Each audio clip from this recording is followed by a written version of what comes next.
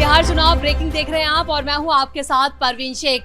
बिहार विधानसभा चुनाव की 243 सीटों पर तो चुनाव संपन्न हो चुका है और नतीजों की उल्टी गिनती शुरू हो चुकी है, लेकिन उससे पहले आए एग्जिट पोल ने महागठबंधन की टेंशन कई गुना बढ़ा दी है और महागठबंधन के नेता अब आपस में ही सिर्फ टवल में बिजी हो गए हैं और कांग्रेस में तो इस्तीफों का दौर शुरू हो चुका है। यानी तेजस्वी और राहुल गांधी के बीच जो तनाव था अब वो खुलकर सामने आ चुका है। इस वक्त महागठबंधन की स्थिति काफी नाजुक है।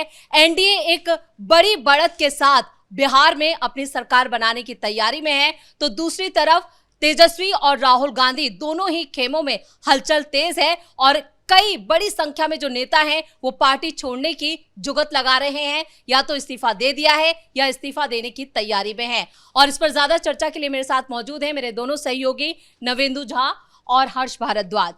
हर्ष, सबसे पहले आपसे पूछना चाहेंगे, जो अभी एक बड़ा इस्तीफा जो कांग्रेस को बड़ा झटका लगा है, कौन है वो नेता और उनका कद कितना बड़ा है बिहार में? देखिए, अगर हम शकील अहमद की बात करें तो कांग्रेस की तरफ से इस्तीफा तो दे दिया गया है और उसका अनाउंसमेंट भी कर दिया गया है, लेकिन ये बड़ी खबर इसलिए है क्योंकि अभी हम देख रहे हैं कि एग्जिट पोल के बीच ये हुआ है और एग्जिट पोल के बीच हो जाना कहीं ना कहीं ये दर्शाता है कि कांग्रेस अपनी हार मान के बैठ चुकी है। कांग्रेस यानी तेजस्वी भी, क्योंकि महागठबंधन की अगर हम बात करते हैं तो महागठबंधन इसलिए बना था ताकि वो बिहार के अंदर एनडीए को सफाया कर सके, एनडीए का सफाया कर सके। और एक तरीके से इंडिया अलायंस तो प्रधानमंत्री नरेंद्र मोदी के लिए भी सिर्फ बना था कि प्रधानमंत्री नरेंद्र मोदी को सत्ता से हटाया जा सके, लेकिन ना तो राहुल गांधी कर पाए, ना तो कांग्रेस का वो संगठन जो बिहार के अंदर बना था, क्योंकि कांग्रेस का संगठन ही बिहार के अंदर मजबूत नहीं है। और जब संगठन को मजबूत करने की कोशिश की गई तो कांग्रेस के नेताओं में आपसी सरफुटव्वल हो गया। अल्लाह रवू को आपने देखा कि उनकी तरफ से क्या क्या बयान सामने आए थे, हालांकि राहुल गांधी की तरफ से डांट भी उन्हें पड़ी थी। और अगर बात करें कांग्रेस में मुसलमानों को तरजीह देने की कोशिश तो की गई जब संगठन को मजबूत की जा रही थी, लेकिन वो मुसलमान नेता ही कांग्रेस से नाराज हो गए और राहुल गांधी के पास शिकायत तक गई कि क्या आप उतने मुसलमान चेहरों को जगह देंगे जितनों की आप बात करते हैं। लेकिन जब तेजस्वी ही नहीं माने कि उन मुसलमानों को जगह देनी है या नहीं देनी, जो कांग्रेस खेमे से मांग रहे हैं कि आप हमें यहाँ से सीटें दे दीजिए। शुरुआत में ही कहा जा रहा था कि जिस तरह से मुसलमानों की नाराजगी है उसका खामियाजा तो महागठबंधन को भुगतना पड़ेगा, खासतौर से आरजेडी को। और वो एग्जिट पोल के जैसे ही एग्जिट पोल के रुझान आए हैं और वो सामने भी आ गया। नवेंदु, आप क्या बड़ी वजह देखते हैं कि एग्जिट पोल का इतना ज्यादा दबाव है कि अभी से ही विपक्ष में भगदड़ मच गई है? नहीं, शकील अहमद जैसे बड़े नेता जब इस्तीफा दे चुके हैं तो निश्चित तौर पर ये चिंता का सबब है महागठबंधन के लिए, क्योंकि वो कई बार से कांग्रेस के विधायक रहे, उनके पिता 5 बार कांग्रेस के विधायक रहे, उनके दादाजी भी कांग्रेस के बड़े नेता रहे। तो ऐसे में एक ऐसे नेता जिन पर आप कह सकते हैं कि कांग्रेस के सबसे बड़े मुस्लिम चेहरे होने को लेकर दावे किए जाते थे, उन्होंने इस्तीफा दिया तो ज़रूर कुछ बात हुई होगी। आप देखिए कि तारिक अनवर जो कटिहार से सांसद हैं, उन्होंने भी बयान दिया है और कहा है कि अगर एग्जिट पोल के नतीजे सही साबित होते हैं तो महागठबंधन को सोचने की जरूरत है कि कहां कमी रह गई। अब सवाल उठता है कि ऐसा क्यों हो रहा है, तो सबसे इसके बड़े जिम्मेदार राहुल गांधी खुद हैं। आप देखिए कि बिहार में हर जी ने बात की कांग्रेस का संगठन बहुत कमजोर है, वो आज से नहीं है, वो कई सालों से है, लेकिन राहुल गांधी उसको मजबूत करने की कोशिश ही नहीं कर रहे हैं। वो जिस तरह से गुमराह कर रहे हैं लोगों को, जिस तरह के मुद्दे उठा रहे हैं, तो उससे क्या लोग उनके तरफ आकर्षित हो रहे हैं। वोट चोरी को लेकर उन्होंने बहुत समय बर्बाद कर दिया। वो डटे रहे, पूरी कांग्रेस पार्टी डटी रही कि वो ज्यादा से ज्यादा सीटों पर चुनाव लड़ेगी और आरजेडी ने उन्हें ऐसी सीटें दे दी जहां पर अब लग रहा है कि कांग्रेस डबल डिजिट में भी बिहार में नहीं पहुंच पाएंगे। और यही एग्जिट पोल के आंकड़े कह भी रहे हैं। कांग्रेस के तमाम नेता दिल्ली से लेकर पटना तक मीटिंग करते रहे कि उनको इतनी सीटें चाहिए, उनको इतनी सीटें चाहिए। अगर वो कम सीटों पर लड़ लेते तो परिणाम शायद बेहतर हो सकता था। अब कांग्रेस के कई बड़े नेता नाराज हो चुके हैं क्योंकि उन्हें ये यकीन हो चुका है कि एग्जिट पोल जो दिखा रहा है आने वाले समय में वही सच होने जा रहा है। और राहुल गांधी की जिद की वजह से कांग्रेस पार्टी इस स्थिति में पहुंची है। कृष्णा अल्लावरू का जिक्र किया, उसके पहले आप देखिए कि कांग्रेस के जो तमाम बड़े नेता थे, लालू यादव से उनके संबंध बहुत बेहतर थे, चाहे अखिलेश प्रताप सिंह हो या फिर दूसरे नेता हों, लेकिन उन्हें धीरे धीरे किनारा कर दिया गया। और उसके बाद से जो नए समीकरण बने, उनमें से जो नेता सामने आए, तेजस्वी और लालू के साथ उनका टकराव नजर आया सीधे सीधे। कई बार तो कांग्रेस के नेता सीधे सीधे ये बयान देते हुए नजर आए कि हम चुनाव के बाद तय करेंगे कि सीएम कौन होगा। तो अंदर खाने इतनी लड़ाई देखने को मिली कि कांग्रेस और पूरा जो इंडी गठबंधन है इसमें कलह खुलेआम नजर आया। और दूसरी ओर एनडीए पूरा इंटैक्ट था।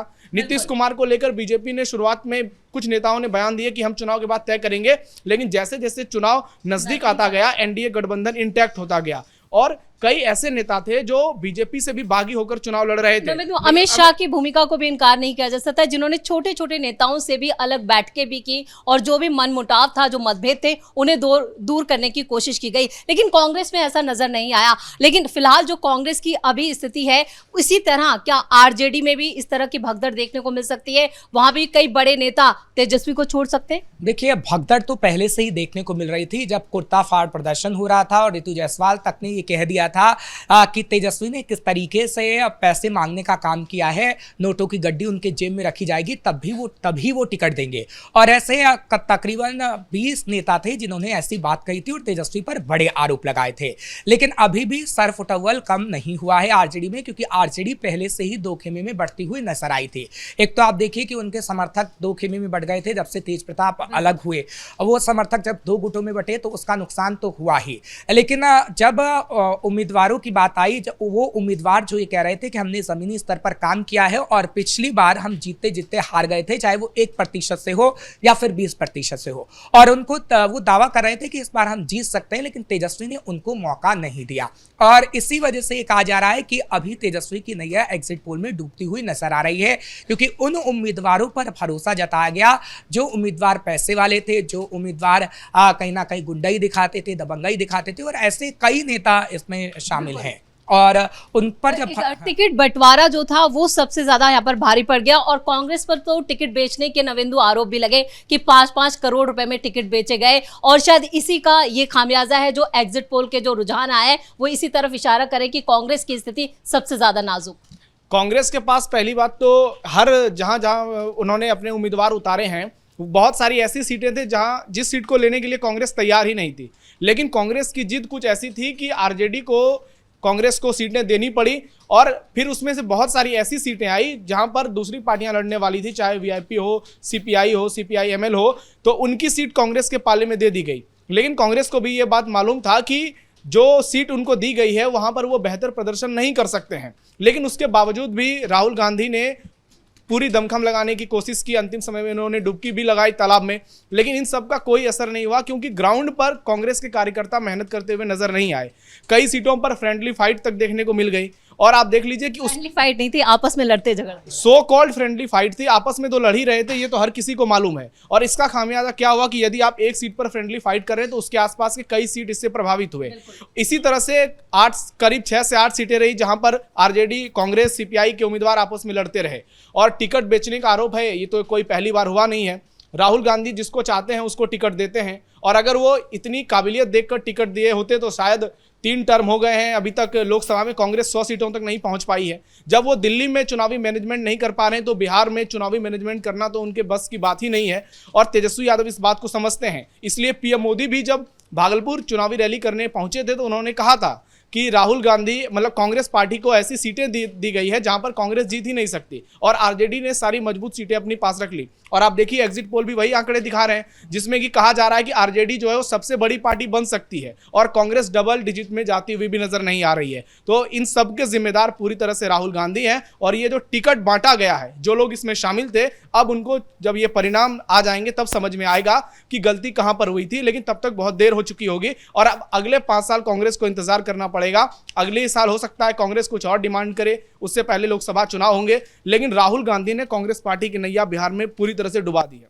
बिल्कुल, यहाँ पर अगर महागठबंधन की शर्मनाक हार हो रही है तो उसमें सबसे बड़ी भूमिका या कहें कि उसका सारा क्रेडिट जो है वो राहुल गांधी को जाता हुआ नजर आ रहा है। लेकिन हर्ष, जिस तरह से सीएम फेस को जो दावेदारी तेजस्वी यादव लगातार दबाव बनाते रहे, लेकिन उसमें इतनी देर लगा दी कांग्रेस ने और फिर लास्ट में सरेंडर किया, क्या इसका भी नुकसान हुआ है?